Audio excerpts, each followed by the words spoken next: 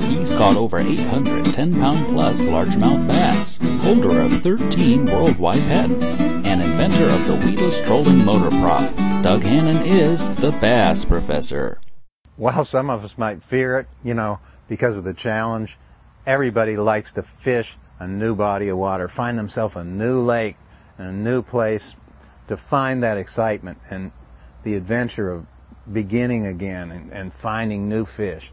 And that's one of the hardest things for people to accept, because as soon as a new body of water confronts you, you're confronted with all of these aspects of it. You tend to take the whole thing in, and you have not a clue where to start, because everything looks good because everything's new. So where do you start? And I had a simple answer for that that's always served me over the years, and that's really to use those probabilities that we've learned by experience and finding fish on our old familiar bodies of water and apply those to the new water.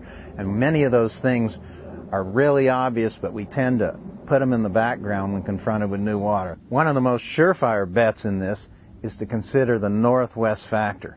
That's where you'll find the most abundance of life in any body of water, and it's simply because where we live, the sun hangs in the south. We're north of the equator. So most of the season of the year, especially the warmer months, we've got solar radiation impacting on that north and northwest sides of the lakes. And the reason I say northwest as opposed to just north is because the cold fronts come through and they blow out of that direction. So when a cold front comes through, that's lee to the northwest especially, not just the north, and certainly not the northeast. So I always start where my best probabilities are, and that's in the north and northwest parts of the lake. And then I look for the areas where the lake has already told me by the abundance of vegetation and all that this is the place where the sun has impacted it the most. Remember, that lake is nothing but a solar engine. It's being driven by the energy of the sun, and the sun is what's giving it life, feeding the plants, putting the oxygen in the water,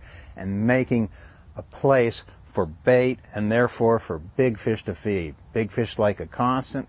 They like to go where the most food is, just like the bankers like to go to Wall Street. That's where the money is. The northwest factor, that's where the food is. That's where you're going to find the big bass. Start right there on any lake, and it's almost a sure bet.